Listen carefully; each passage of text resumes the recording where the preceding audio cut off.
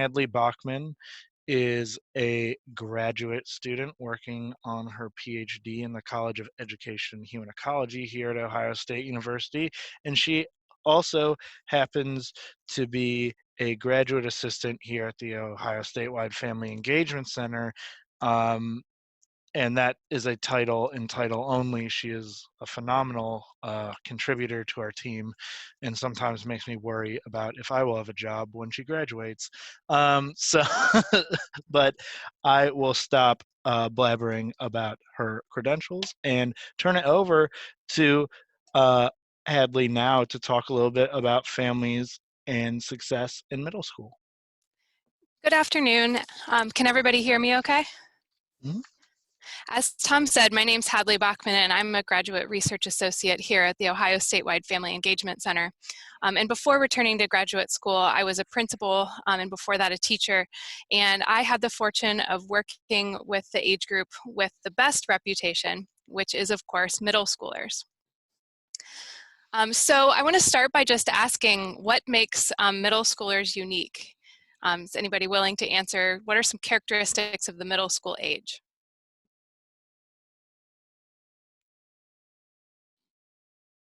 They're navigating a lot of, somebody said it, hormonal changes, right? Like they're just starting to navigate multiple classes, multiple pressures, or shifts in what they were formerly used to in elementary school. Yes, absolutely. Absolutely. Any other ideas? How do they compare to elementary age children? I see in the chat, energetic, hormones, self-consciousness.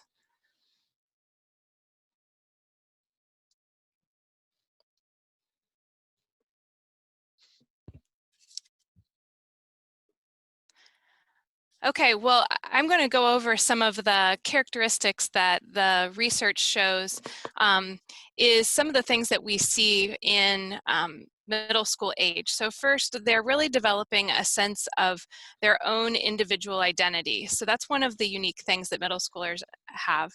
They're becoming more complex and independent thinkers. I enjoyed this as a teacher. They can have more in-depth discussions, but they're still pretty creative. And then they're gradually shifting their focus from parents and caregivers to peers. Parents and caregivers are still really important, but peers are almost like a mirror that they hold up to themselves so that they can really see how other people are seeing them. And then I think is there one more? Yep, and then they want to belong. So that's another big part. They want to have a seat at the table with their family when making decisions, but they also want to belong in school. So when we think about some of the ways we encourage families to be engaged in school when children are very young, like coming in to volunteer and read books, or events like classroom holiday celebrations, or being a room parent, those just don't fit as well in middle school. This can leave parents feeling stressed, confused, sometimes helpless about what they can do to be engaged in their middle schoolers' education. So we decided to dig into the research to try to answer the question, how can families best support early adolescents as they transition to, and really throughout the entire time they're in middle school? So here's some of what we found. We found that early adolescents are at a unique stage of discovering their individual identities. They want their parents to be engaged, but in a way that allows them room to be more self-sufficient. When family engagement is tailored to fit the middle school age, kids are more self-confident, more intrinsically motivated, and have more academic success. So before going further, what do you think this might look like in practice?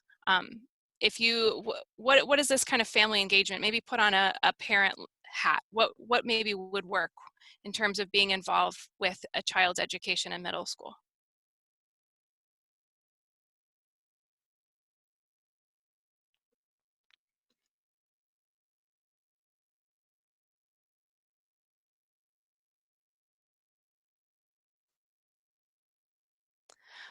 Well, maybe we're all sort of at a loss on this. This is a new one. I see someone, I see Meredith has put in the chat that one of the things that might work is kind of knowing what topics they're going to be learning about. I'm seeing someone who's supporting extracurricular activities, yes, giving voice to the students. Yeah, those are all great ideas, and I think you'll see some of those kind of pop up in the next few slides. So our next step at the Ohio Statewide Family Engagement Center was to put together a set of strategies that the research on middle school parenting and middle school family engagement has demonstrated are ways families can more effectively engage with schools during the middle school years. These are written for principals, teachers, and counselors so that the middle school staff can really help be a guide to families and a partner with families to figure out the most effective ways to support their early adolescent learners. So the first strategy is to promote awareness of the changing developmental needs of early adolescents. In some ways, adolescence can come as a shock to parents, especially if this adolescent is the older child in the family or an only child and the parent hasn't experienced this before. So schools can help parents to understand that some of the behaviors they are seeing are just a natural stage that kids go through. They want to explore how to be their own people. They are still working on how their actions are tied to results, and that can be either positive or negative. So what are the things I'm doing and how is that leading me to a positive or a negative outcome? They're looking for reassurance that they have the skills they need to be successful.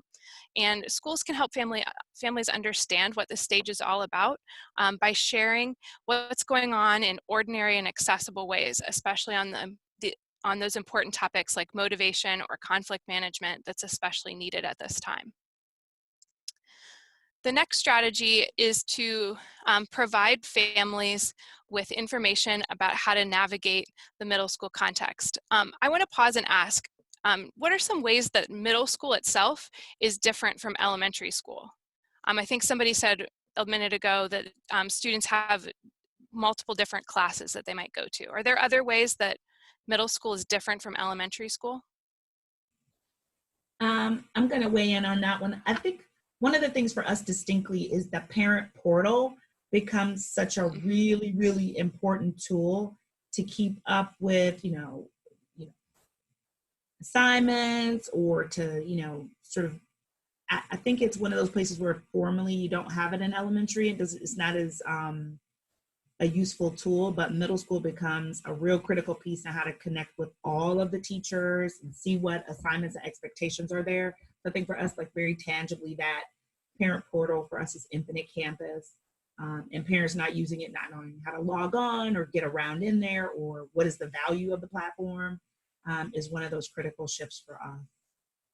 Yes, absolutely. For my own daughter, her school's using Google Classroom for the first time this year. And so keeping up with all of her due dates on Google Calendar. I'm seeing some other people mentioning online grades, even having lockers in the school, the homework expectations, just so much is different.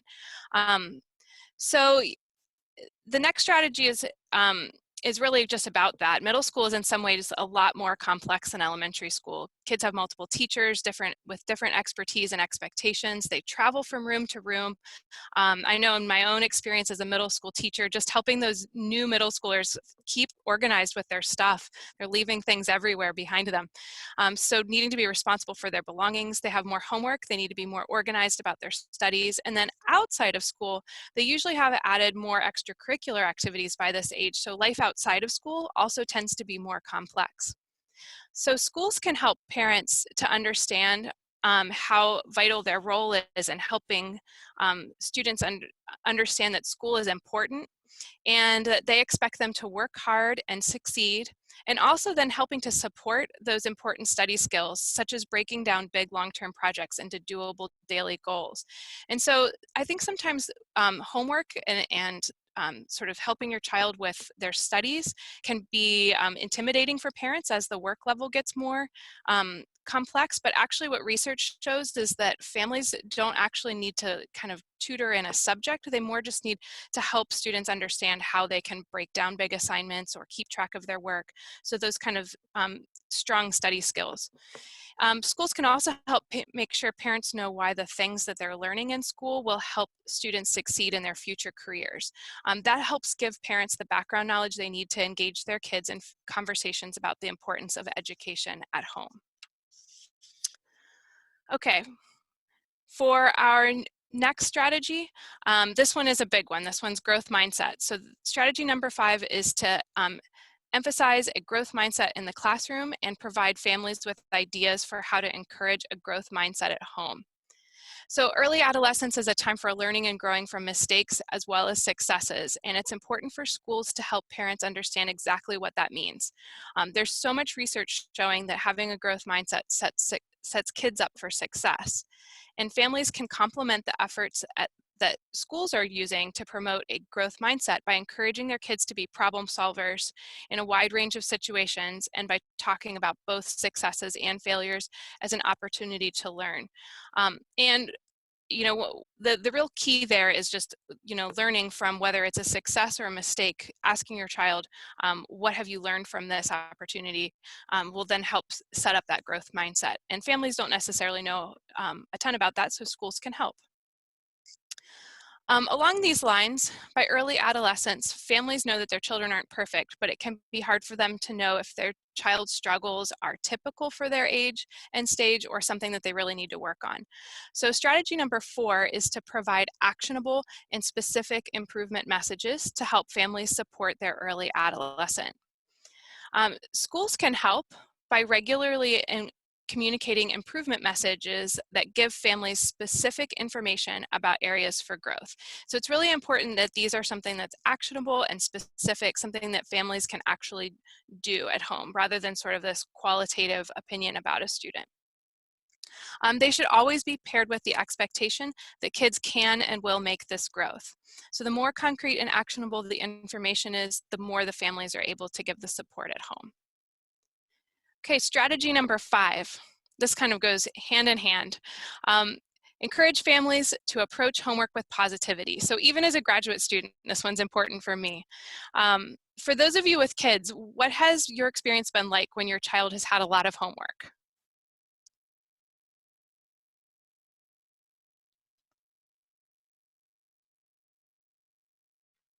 What does that look like at home if they bring home a big assignment? I see frustrating in the chat. There's the way we used to do homework and the way kids do homework now. So I think there's tell me a little bit about that. Well, there's for me, even still, it's a disconnect. So 2 things. So for me, my child has a cognitive disability. And so finding a way to not be like uber frustrated from the fact that he's a completely different kid at home who's very comfortable and, very vocal, whereas in the school setting, he might be a little bit more trepidatious and not as, eager to demonstrate all of the great things that he can do. So for me, it was always like, you can do this, but not necessarily knowing that there's a way to scaffold, which I think educators do a really good job of, and or, having new approaches to the way we used to do it than the way it's sort of being done now. So I think for me, it's always been sort of a little bit of a disconnect. And I think, when families have to make a jump or a shift, you don't always know what that looks like. So it can be frustrating. And the disconnect is very, very real. Yeah, absolutely. I think with any learner, making sure that the homework is tailored to their needs and their abilities so that they can feel confident in it at home is really important. I also, Dr. Boone put in the chat, and I really think this is an important one too. I know in my family, this is a big one, that homework can sometimes be a trade-off with other enjoyable family activities that are also important. It's also important for families to have time together. So what we really learned is that homework time needs to stay positive. So the research is really showing that when families are able to be more positive at home, then students are more likely to stay motivated and confident when tackling homework. But that can be difficult if the work is too difficult or if there's too much of it. So schools can play a really huge role in this. So in order for homework time to be positive, it has to be manageable, and schools and the teacher need to regularly check in and listen to families about how it's going. This is one in which two-way communication is really important, and so if school staff can really encourage families to share feedback about how homework is going, then it's more likely that homework will be able to stay positive during the middle school years. Strategy number 6 is to partner with families to provide age-appropriate and supportive routines and structures. So this strategy might seem a little more daunting for schools because this is kind of getting into the world of what's going on in the home. But when you think about it, this is an approach that we use a lot as educators. So many middle school educators know that the best way to have a smoothly running classroom is to develop rules and routines collaboratively with students, and then to stick to them consistently. So parents are shifting from having the child be younger, where they had to put in place more of these rules and structures for the child, but now parents really benefit from knowing that this is really effective when you collaborate with students, with kids in developing rules and structures, because it provides them with structure without overdoing it or making them feel like they don't have a voice or needing to rebel. Families can also especially benefit from hearing about trends with social media and ideas for how to provide structure for their children with social media.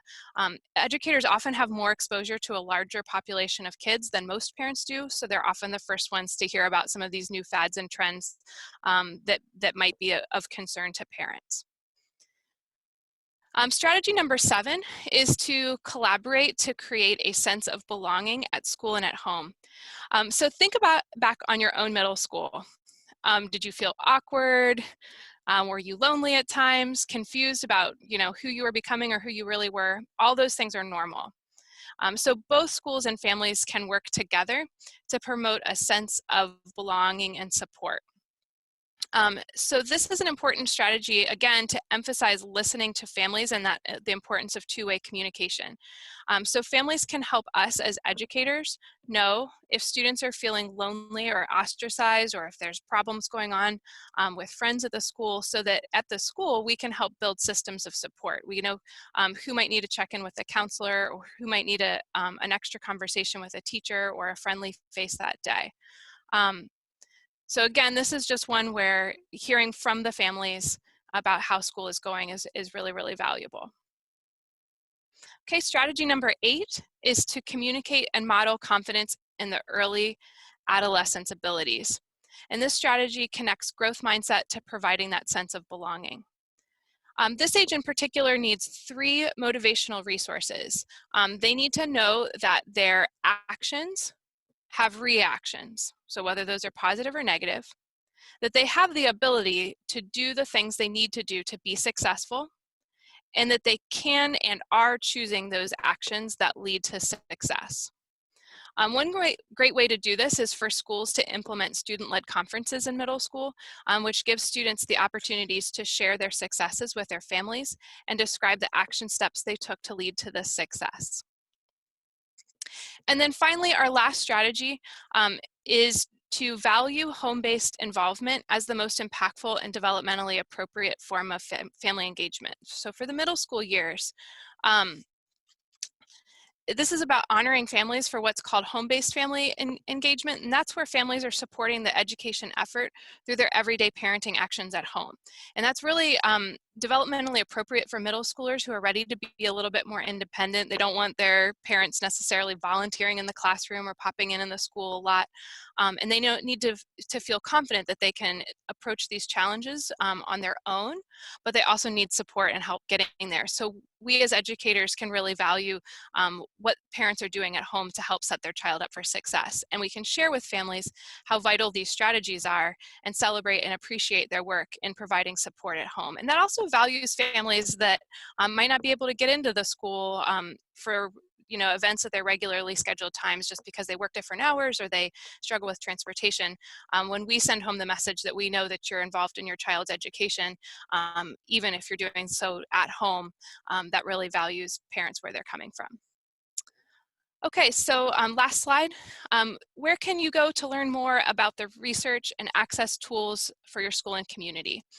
So if you want to learn more about what we've been talking about today and access tools for your school, you can go to our website and this is a direct link at the top of the screen there, where you'll find the full research brief that we wrote that has more information and tips. So it breaks it down with each of those strategies, but then it gives even more tips for what that might look like in school. It also, at the end of that white paper, it contains a note catcher, so it's completely ready for you to use in PD sessions if you would like to use it with school staff. We also have a tweet series that's bundled so that you can share it on social media that has each of these tips, and they're written for families in ordinary accessible language. And then finally, we have a one-page tip sheet infographic. This is what I was thinking about that Mitch might want to use, that's perfect for middle school transition events or back to school nights. And all of the materials that we have for families also come translated into Spanish, Arabic, Somali, Nepali, and Chinese simplified.